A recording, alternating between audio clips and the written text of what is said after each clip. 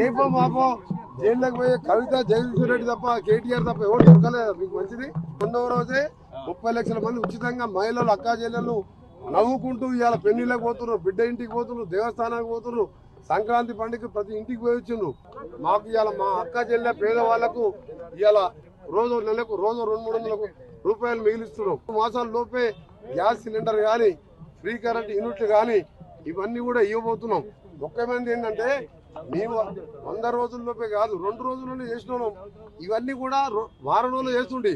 కానీ మా కర్మ గవర్నమెంట్ ఇచ్చిన మొదటి క్యాబినెట్ లో ప్రభాకర్ రావు అనే పెట్టుకుని ఆయన పెట్టుకొని 70,000 కోట్ల రూపాయల నష్టాల బారుపడి యాదాద్రి భద్రాద్రి ఛత్తీస్గఢ్ కరెంట్లో కొనుగోలులో ప్లాంట్ నిర్మాణంలో నామినేషన్ బేసిస్ మీద 70,000 కోట్లు నష్టాల పరిచిన ఆ పెద్ద మనిషి మీటింగ్ ముఖ్యమంత్రి గారు పిలిస్తే కూడా రాకుండా తప్పిపోయాడు.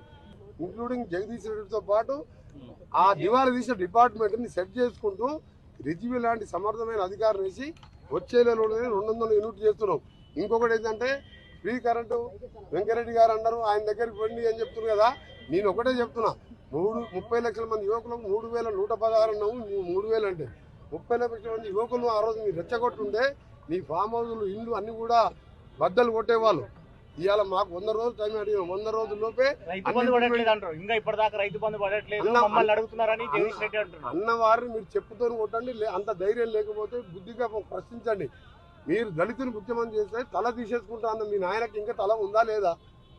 బెడ్రూమ్ డబుల్ బెడ్రూమ్ కడితే అల్లుడు బిడ్డ వచ్చే మంచి వాళ్ళకు సపరేట్ బెడ్రూమ్ అన్నావు, డైనింగ్ హాల్ అన్నావు, పెద్ద మొత్తం ఇందా కళలు చూపించినావు. ఒక్క ఇల్లు కట్టలేదు ఊళ్ళల్లో, ఒక రేషన్ కార్డు ఇవ్వలేదు.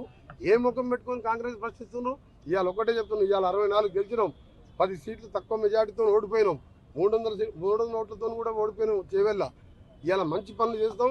వచ్చే ఎన్నికల్లో 100 సీట్ల పైన గెలుస్తాం. పార్లమెంట్లో 13-14 సీట్లు గెలుస్తాం. అందులో బీజేపీ టీఆర్ఎస్ పార్టీకి ఛాన్సే లేదు. రెండోది ఒకటే చెప్తున్నా, తొందరపడకుని 47వ రోజు మా గవర్నమెంట్. అందుకని ప్రజలకు చెప్తున్నా, ఇలాంటి పార్టీకి ఎక్కడ కూడా పార్లమెంట్ ఎన్నికల్లో డిపాజిట్ రాకుండా బుద్ధి చెప్పండి. 100 కాదు మాకు ఓపుకుంటే 200 అడుగుల్లో అలాంటి ప్రాజెక్టు కంటే కాంగ్రెస్ పార్టీని విమర్శించడానికి వాళ్ళ దగ్గర మాటలు లేక నా డౌట్ ఏంటంటే కేటీఆర్, కేసీఆర్, హరీష్, సంతోష్, సరే పెద్ద మనిషి అంటే కాలిరి హాస్పిటల్ ఇంట్లో వండుకున్నాడు. ఈ 34 ఎప్పుడు ఏమవుతుందా, ఎప్పుడు మెంటల్ హాస్పిటల్ పోతారా మాకు కూడా డౌట్ ఉంది. 64 సీట్లతో ఒక్కొక్క సీటు 70,000 మెజార్టీతో గెలిస్తే మీరు దోచుకున్న డబ్బుతో కొన్ని సీట్లు గెలిచాను.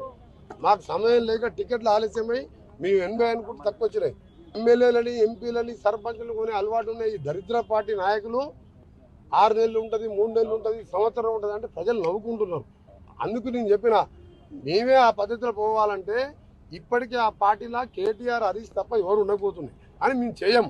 మంచి పనులు చేస్తాం, 100 సీట్లు గెలుపుకుంటాం. కోవర్ట్ ఆపరేషన్ ఏం లేదు, కోవర్ట్ కాదు. అలా కడుపులో కత్తులు పెట్టుకొని హరీష్, సంతోష్, కేటీఆర్ ఎప్పుడే ఇన్సిడెంట్ జరుగుతుంది, ఎప్పుడు పొడుచుకుంటారో అర్థమవుతలేదు మాకు.